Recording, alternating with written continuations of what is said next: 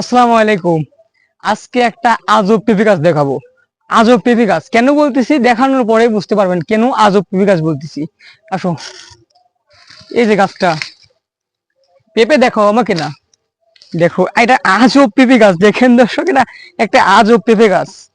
কেন আজব পেঁপে গাছ বলতেছি, একটু পেঁপের গাছের নিচের নিচের দিকে ধরো, দেখো আজব পেঁপে গাছ কেন বলতেছি। এই গাছে যদি এই পরিমাণ পেঁপে দেয় তাহলে আজব পেঁপে না? হ্যাঁ, কি কিসের মতো, আঙ্গুরের মতো ধরছে, আঙ্গুরের মতো, আঙ্গুরের মতো। কিন্তু এই যে দেখাও, এই পেঁপে গুণ মানে এই চাষ করে আমার কাকা, আমার নার্সারি পাশে আমার কাকা চাষ করে। এই পেঁপে গুণ ছেড়ে দেওয়ার দরকার ছিল, এইগুলা এগুলা ছেড়ে দিলে পারে তাহলে এই পেঁপে গুলো এতদিন কেজি কেজি হইতো।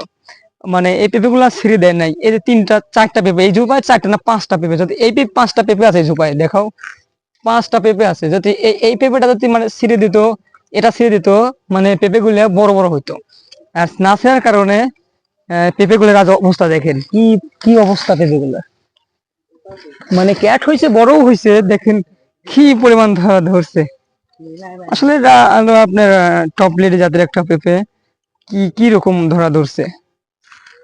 যাই হোক, এরকম আরো অনেক গাছ আছে এখান দিয়ে, ভুল করছে সে, পেঁপে ছেড়ে নাই, পেঁপে না ছেড়ার কারণে দেখেন আজকে কি পরিমাণ পেঁপে ধরে নষ্ট হয়ে আছে।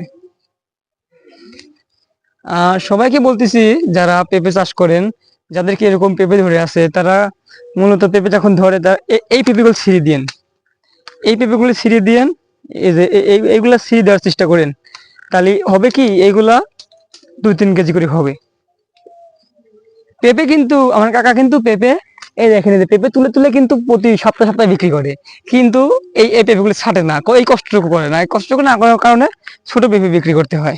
দেখুন এই একটা গাছ, এই একটা গাছে কি কি এটা, কি ভেবে দেখছেন, গড়ে ছিঁড়ে ছিঁড়ে বিক্রি করছে, উপরে পড়ি উপরে কি অবস্থা। যাই হোক, এই ভিডিওটা করার উদ্দেশ্য হচ্ছে আপনারা সবাই পেঁপে ছিঁড়ে দিবেন, সবাই পেঁপে ছিঁড়ে দিবেন, তাহলে বড় হবে। একটা জোপায় দুইটা, একটা দুইটা রাখেন, 5টা 6টা ধরলে একটা দুইটা পেঁপে রাখবেন, ঠিক আছে, তাহলে পেঁপেগুলো বড় হবে। সবাই ভালো থাকবেন।